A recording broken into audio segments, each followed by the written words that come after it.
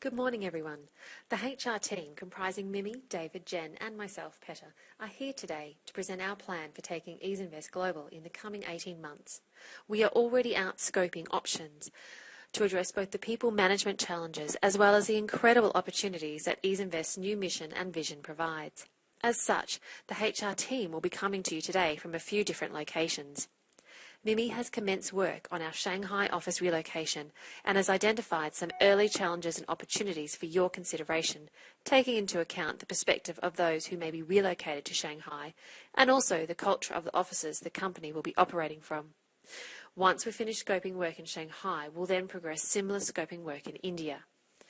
David and I remain based in Melbourne. David will take you through some key priorities we'd like the board to consider, along with our key recommendations for the board, in particular line managers. Jen is on a scoping mission in New York, the home of our important growing client base, our customers, and is looking at some of the relocation challenges and opportunities.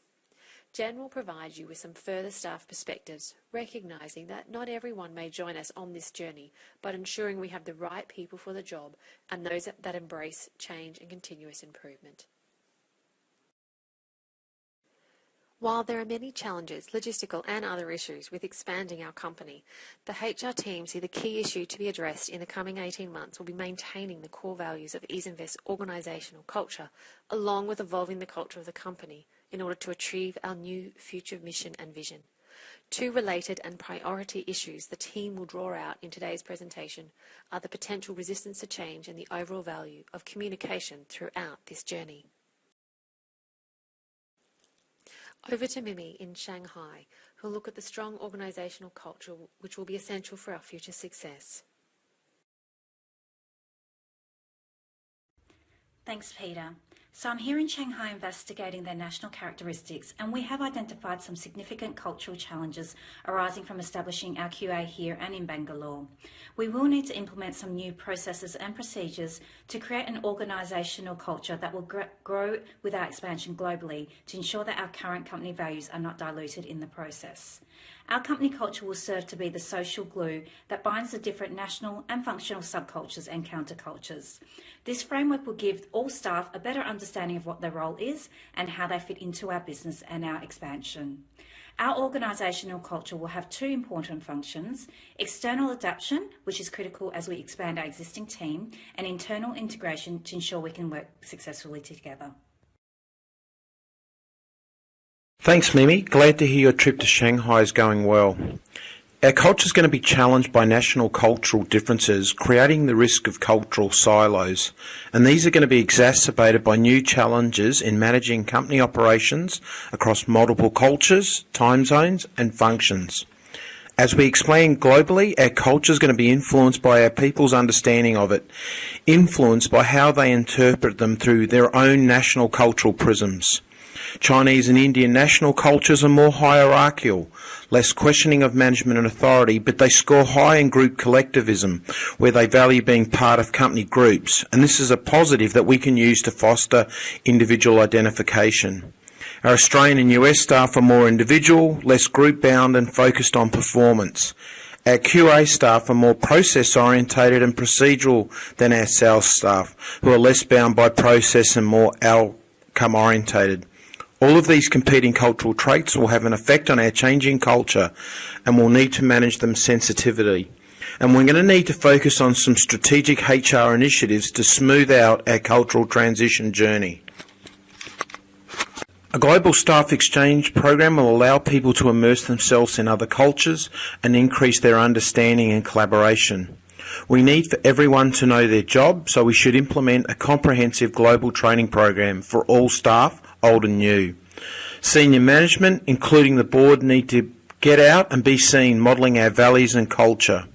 And we need to invest in collaborative technology that helps our people in doing their jobs, but also supports them to do this and collaborate globally so that we build a single Easinvest way things are done around here. Uniting behind a global worthy cause can help create a sense of team, and we think the board should identify one, so we develop one company, one cause. We are confident that these will help mitigate the potential negative cultural impacts of globalisation. People don't like change, and some resistance is inevitable. It's how effectively we manage it that will matter.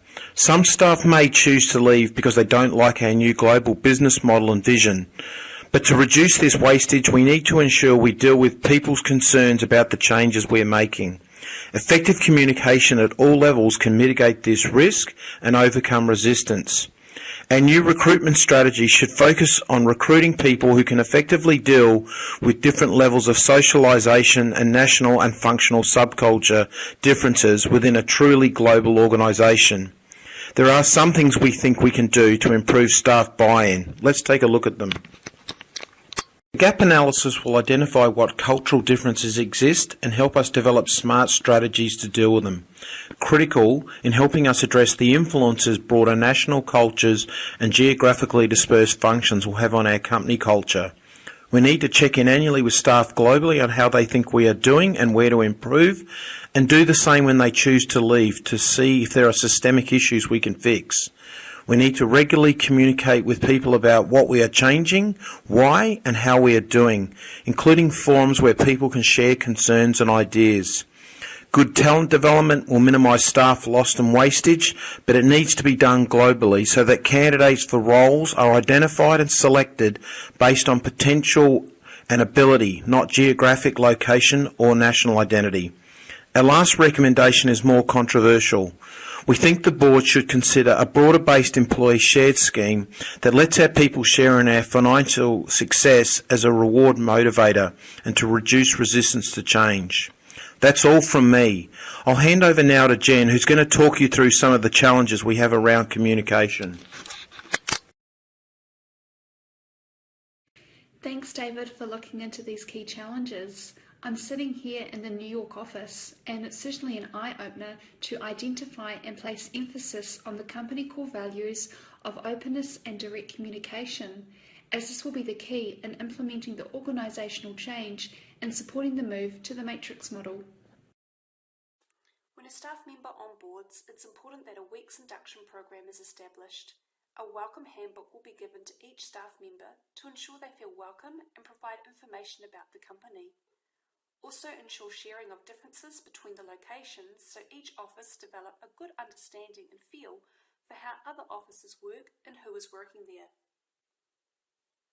Avoid geographical and functional stovepipes through the use of ongoing real-time chat software and interface tools. However, we recognise the need to manage the overhead of this. Ensure that we look at the financial positioning of the company, the upcoming goals for the team, future job opportunities so staff can see career progression. Any brick walls or upcoming challenges are also discussed. There's an opportunity to present any individual or group best practice, and once a quarter, the most favourable best practice employee or team will win a trip to another office whereby they can share their best practice, learn from the local office, and this can be highly effective and gain competitive advantage. Now we know the importance of communication and setting the right expectations.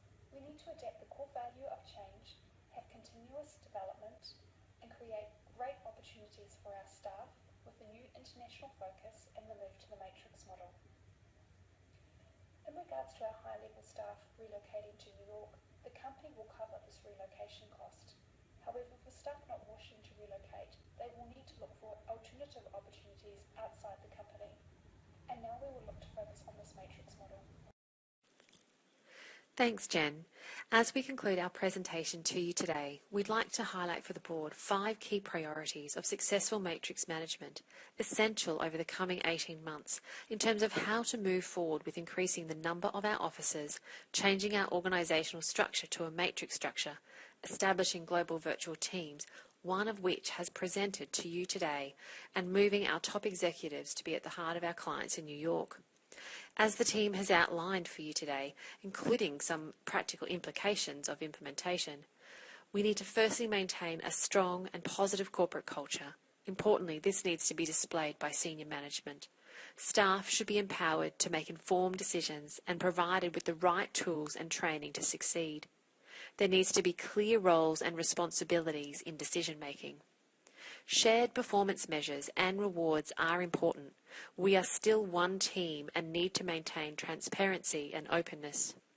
Finally, exceptional communication will be essential, using all available means, email, Skype, one-on-one meetings, and importantly will be the role of the CEO to spend time with a cross-section of employees to better understand challenges the staff are facing and promote the concept of one team, one vision. We trust our presentation to you today, coming to you not only from Melbourne but from Shanghai and New York, has shown you the road ahead for what was a small but profitable Melbourne-based software company that will now expand globally to be closer to our customers, ensure competitiveness in the market through strategic back-end office location, whilst maintaining our core values. The end of the road is in sight within our current transition budget and can deliver on our goal to increase our growth in order to launch an IPO or be acquired after 3 years.